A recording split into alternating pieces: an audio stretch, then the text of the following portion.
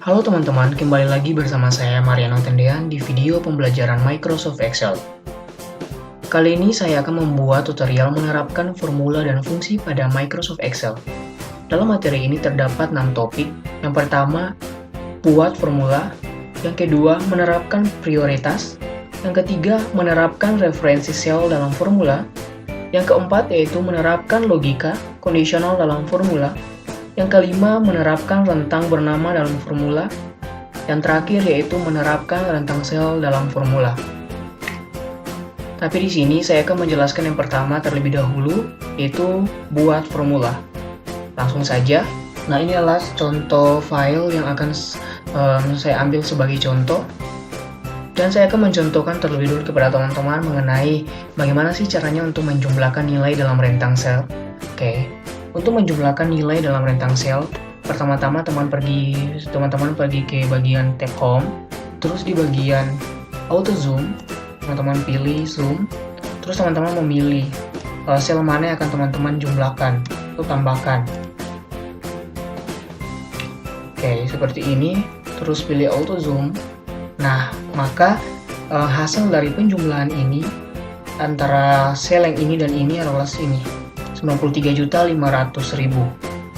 Oke, cara lain yaitu teman-teman bisa pergi ke bagian tab formula. Di bagian tab formula ini, teman-teman pergi ke bagian function library. Nah, di sini ada auto zoom. Teman-teman pilih zoom, terus teman-teman memilih mana yang akan teman-teman jumlahkan. Seperti ini, terus teman-teman pilih zoom. Nah, maka hasilnya sama seperti tadi, 93.500.000. Ada juga cara yang terakhir untuk menjumlahkan. Teman-teman pergi ke bagian tab formula, terus bagian function library, teman-teman pilih yang math and trick. Klik ini, terus teman-teman cari yang zoom. Teman-teman cari zoom. Nah, zoom seperti ini. Terus di sini teman-teman memilih sel mana yang akan teman-teman jumlahkan. Contohnya seperti tadi. Terus teman-teman pilih OK. Nah, maka hasil dari penjumlahan yang 13.500 sama 80 juta ini adalah 93.500. Selanjutnya ya, kita akan menghitung sel yang berisi nilai numerik. Bagaimana caranya? Oke, teman-teman bisa pergi ke bagian di tab formula, terus bagian auto zoom, teman-teman pilih yang count number. Nah, terus teman-teman pilih mana yang akan teman-teman hitung, terus teman-teman count number. Nah, maka nilai numerik yang tadi saya pilih berjumlah 2 seperti ini. Atau ada juga cara lain, teman-teman pergi ke tab formula, di bagian function library, teman-teman pilih more function. Nah, di sini teman-teman pilih statistical, terus teman-teman pilih count. Nah, seperti itu teman-teman select sel yang akan teman-teman jumlahkan. Seperti ini. Teman-teman pilih sel yang akan teman-teman hitung nilai numeriknya. Oke, dan teman-teman klik OK. Maka jumlah nilai numerik yang tadi saya pilih berjumlah 2. Selanjutnya itu kita akan menghitung sel yang berisi semua jenis nilai. Oke, semua jenis nilai. Oke, pertama-tama teman-teman akan pergi ke bagian tab formula. Terus teman-teman pergi ke more option function, terus teman-teman pilih statistical, terus teman-teman pilih count tab. Seperti ini. Nah, di sini teman-teman pilih yang akan teman-teman hitung semua sel yang berisi nilai, semua sel yang berisi semua jenis nilai. Terus teman-teman klik OK. Maka jumlah yang tadi saya pilih berjumlah 7. Itu. Baik, selanjutnya saya akan mencari nilai rata-rata. Bagaimana caranya? Oke, untuk mencari nilai rata-rata, teman-teman bisa pergi ke tab formula, terus di bagian function library, teman-teman pilih ke auto zoom, terus pilih average. Nah, di sini saya akan mencari nilai rata-rata dari kedua ini. Teman-teman pilih average. Nah, maka nilai rata-rata dari kedua ini adalah 46.750.000. Itu. Oke. Atau ada cara lain juga, teman-teman pilih di bagian tab formula, terus di bagian function library, terus teman-teman pilih pergi ke more function, terus statistical, terus bagian average. Nah, di sini teman-teman bisa memilih juga saya akan menyelek yang dua ini, terus kita akan melihat ini rata-ratanya. Nah, sama seperti tadi, 46.750.000. Seperti itu. Baik, selanjutnya saya akan mencari nilai terendah di tabel ini, dan saya akan mencontohkan kepada teman-teman semua bagaimana sih caranya untuk mencari nilai terendahnya. Oke, pertama-tama teman-teman pergi ke tab formula. Di bagian function library, teman-teman pergi ke auto zoom, terus teman-teman pilih min, terus teman-teman select. Saya akan mencari nilai terendah dari yang saya select ini. Nah, seperti ini. Nah, di sini nilai terendah dari yang tadi saya select yaitu 150.000. Nah, ini nilai terendahnya. Seperti itu. Atau ada cara lain, cara yang lain yaitu teman-teman pergi ke tab formula, sama di function library, teman-teman pergi ke more function, terus statistical, terus teman-teman cari min. Nah, min. Terus teman-teman pilih di mana yang akan teman-teman cari nilai terendahnya, terus oke. Nah, nilai terendahnya sama seperti tadi, 150.000. Oke. Selanjutnya yaitu saya akan mencontohkan atau saya akan mencari nilai terbesar yang terdapat dalam tabel ini. Caranya seperti apa? Pergi ke tab formula, terus di bagian auto zoom, terus klik max. Nah, di sini teman-teman select, terus kita akan melihat nilai terbesar yang terdapat dalam tabel itu. Nah, seperti ini. Nilai terbesar yaitu 80 juta. Oke, ada satu cara lagi. Teman-teman pergi ke tab formula, di bagian function library, di more function, terus teman-teman pilih statistical, teman-teman cari max. Nah, max. Dan teman-teman select mana yang akan teman-teman cari nilai terbesarnya. Terus oke. Nah, nilai terbesarnya itu 80 juta. Seperti itu. Baik, itu saja penjelasan untuk topik yang pertama. Selanjutnya saya akan menjelaskan topik yang kedua. Baik teman-teman, selanjutnya saya akan menjelaskan topik yang kedua, yaitu menerapkan prioritas. Jika beberapa perhitungan dalam rumus memiliki prioritas yang sama, maka Excel memprosesnya secara berurutan dari kiri ke kanan. Teman-teman bisa mengubah urutan Excel memproses perhitungan dalam rumus dengan melampirkan perhitungan yang ingin teman-teman lakukan terlebih dahulu dalam tanda kurung. Demikian pula ketika teman-teman menggunakan beberapa perhitungan untuk mewakili satu nilai dalam rumus, teman-teman bisa menyertakan perhitungan dalam tanda kurung untuk memerintahkan Excel untuk memproses perhitungan sebagai unit sebelum memasukkan hasil perhitungan dalam rumus. Oke. Baik, di sini saya akan mencontohkan. Oke, di sini saya sudah ada angka yaitu 5 kali 2 tambah 7 kurang 12. Oke. Ini. Dan dalam Microsoft Excel ini, saya akan mencoba untuk menghitung menggunakan rumus dalam Microsoft Excel. Oke, saya akan coba dulu.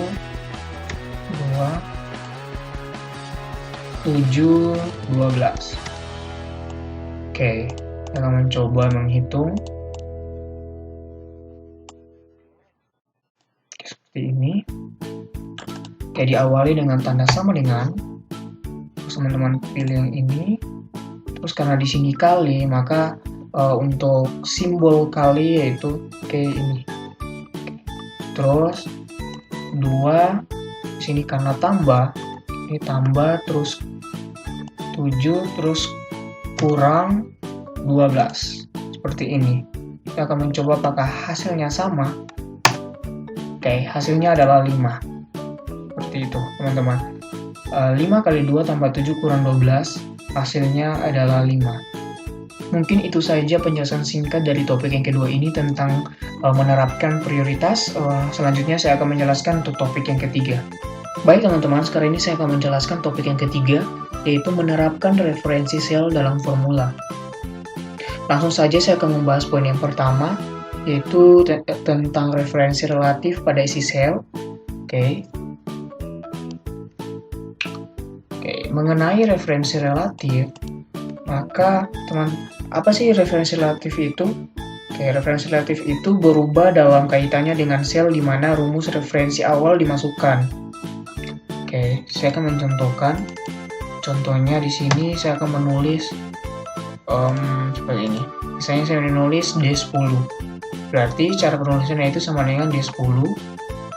Terus teman-teman enter, maka nilai yang sama pada D10. Seperti itu. Untuk referensi relatif. Selanjutnya, saya akan mencontohkan referensi absolut pada isi sel. Bagaimana caranya? Referensi absolut, apa sih itu referensi absolut? Referensi absolut itu referensi absolut itu berarti dia tidak akan berubah. Absolut berarti tidak berubah. Seperti itu. Untuk cara penulisannya itu, contohnya nih, saya pilih yang ini. Sama dengan, jangan lupa, terus begitu, terus teman-teman pakai tanda dolar. Nah, referensi absolut itu identik dengan simbol dolar. Lalu teman-teman enter, nah maka dia tetap pada ini. Itu. Dengan rumusnya begini, sama dengan dolar D dolar terus 12 gitu. Pokoknya teman-teman harus ingat, untuk referensi absolut itu identik dengan simbol dolar.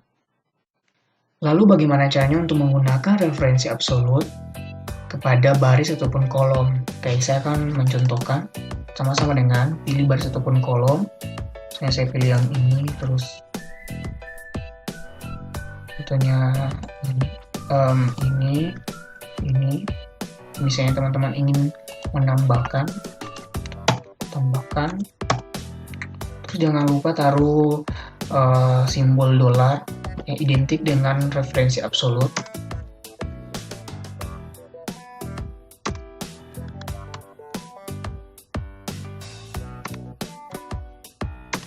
Kita akan coba enter. Nah, maka dia akan menambahkan satu-satu sama ini. Seperti itu. Hasilnya ini. Maka berhasil.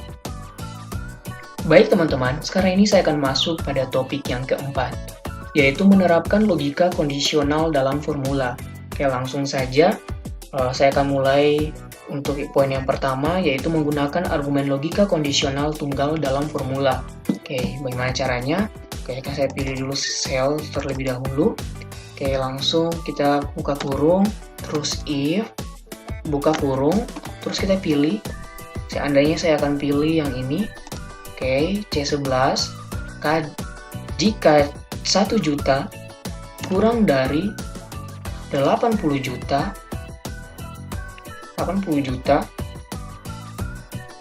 maka jika benar jawabannya akan 1, jika salah jawabannya akan 0. Kita akan lihat. Nah, berarti jawabannya 1 benar. Benar bahwa 6 juta kurang dari 80 juta. Seperti itu teman-teman. Selanjutnya yaitu untuk menggunakan serangkaian argumen logika kondisional dalam formula. Saya akan mencontohkan tadi, yang saya contohkan adalah tunggal, dan ini saya akan contohkan serangkaian kondisional. Caranya seperti apa? Pertama, sama dengan terlebih dahulu. Setelah itu, if, buka kurung, or, buka kurung, kita akan pilih contohnya 150.000 lebih dari 250.000, terus titik koma, atau 250.000 kurang kurang dari 6 juta. Kita akan lihat 6 juta. Terus jika benar, maka jawabannya akan true. Dan jika salah, maka jawabannya akan false.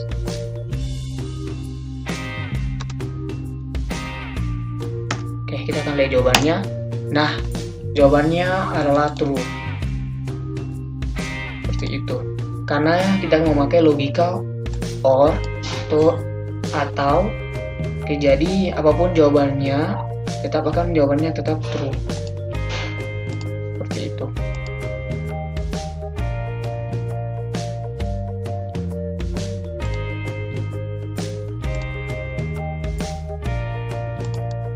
Dan seandainya saya akan ganti dengan menggunakan and, maka jawabannya akan false.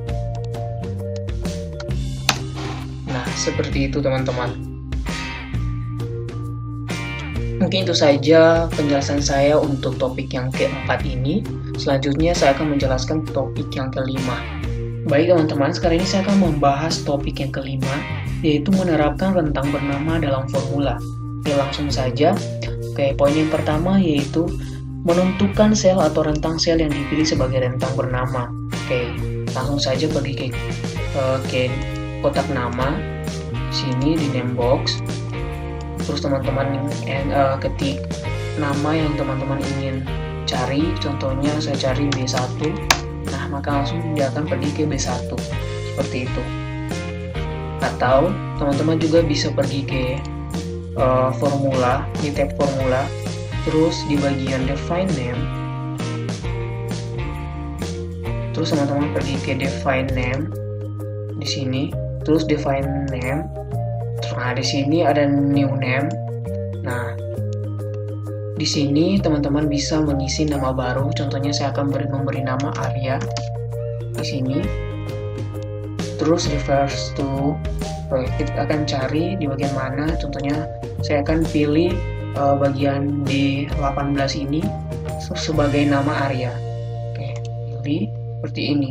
Nah, di sini juga ada kolom komentar. Jika perlu, teman-teman bisa langsung komen atau teman-teman menaruh komentar di sini. Jika teman-teman merasa sudah pas, sudah sesuai, teman-teman klik OK. Nah, maka di kolom di bagian D18 ini dia mengganti nama Arya.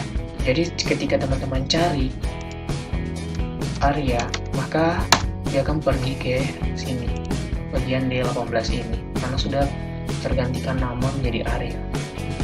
Seperti itu teman-teman. Oke, selanjutnya yaitu mendefinisikan ulang sel dalam rentang bernama. Oke, bagaimana sih caranya kita mendefinisikan ulang? Oke, caranya yaitu teman-teman pergi ke tab formula di bagian define name. Teman-teman pergi ke name manager seperti ini. Nah, lalu teman-teman pilih edit seperti ini. Nah, di sini jika teman-teman ingin mengubah file yang ini, yang D18 ini di tempat lain tapi dengan tetap bernama Arya, teman-teman pilih yang reverse to, saya akan menjadikan yang 3 juta ini bernama Arya. Oke, ini lalu oke, maka ya ini sudah terganti menjadi Arya, name boxnya menjadi Arya. Yang ini kembali seperti semula D18. Jadi kalau ketika kita mencari Arya, maka yang akan muncul C17. Seperti itu teman-teman. Oke, selanjutnya yaitu mengubah nama sel dalam rentang bernama. Oke, bagaimana sih caranya kita akan mengubah rentang sel? Oke, kita akan mengubah nama rentang sel. Pertama-tama kita akan pergi ke tab formula di bagian define name box. Nah, di sini pergi ke name manager. Nah, terus edit. Nah, di sini ada name. Teman-teman bisa mengganti. Misalnya saya ganti nama menjadi Arya 123. Lalu klik OK. Seperti itu. Lalu close. Nah, di sini namanya sudah terganti menjadi Arya 123. Seperti itu teman-teman. Oke, selanjutnya yaitu bagaimana sih caranya kita menghapus definisi rentang bernama. Oke, bagaimana sih kita menghapus rentang bernama. Oke, saya akan mencoba. Pertama-tama teman-teman pergi ke tab formula di bagian define names box, terus teman-teman pilih name manager, terus menghapus tinggal teman-teman pilih delete, terus oke. Nah, maka untuk yang bagian C17 ini namanya sudah kembali seperti semula C17. Seperti itu teman-teman. Oke, baik, mungkin itu saja untuk pembahasan topik yang kelima ini. Selanjutnya saya akan membahas topik yang keenam. Baik teman-teman, sekarang ini saya akan masuk pada topik yang terakhir, yaitu topik yang keenam, menerapkan rentang sel dalam formula. Oke, langsung saja, tidak usah berlama-lama lagi. Saya akan menjelaskan untuk poin yang pertama, yaitu secara relatif mereferensikan isi rentang sel. Oke, bagaimana caranya? Saya akan menjelaskan teman-teman. Saya akan mencoba membuat nilai dalam sel terlebih dahulu. Saya akan membuat 3, 4, terus 5. Nah, seperti ini. Saya akan menjelaskan teman-teman. Jadi, nilai yang akan ditampilkan nanti yaitu rentang sel yang berada paling kiri dan rentang sel berada yang paling kanan dan dipisahkan dengan titik 2. Itu teman-teman. Oke, selanjutnya yaitu untuk memasukkan referensi relatif ke rentang sel dalam formula. Oke, saya akan mencoba untuk memasukkan. Saya akan memilih dulu kursor di sini. Terus jangan lupa sama dengan, terus saya akan menyeret, command drag. Nah, maka itu adalah caranya teman-teman untuk memasukkan nilai. Nah, seperti yang tadi saya bilang pada poin yang pertama, maka yang akan ditampilkan ini yaitu rentang sel yang berada paling kiri dan rentang sel yang berada paling kanan dan dipisahkan dengan titik 2. Seperti ini teman-teman. Oke, coba saya tambah zoom. Oke, maka jumlahnya 12. Seperti itu teman-teman. Oke, baik, selanjutnya saya akan mencoba untuk memasukkan referensi absolut ke dalam isi rentang sel. Oke, bagaimana caranya? Baik, seperti yang saya katakan pada topik sebelumnya, bahwa referensi absolut identik dengan tanda dolar. Maka kita akan tambah tanda dolar di sini.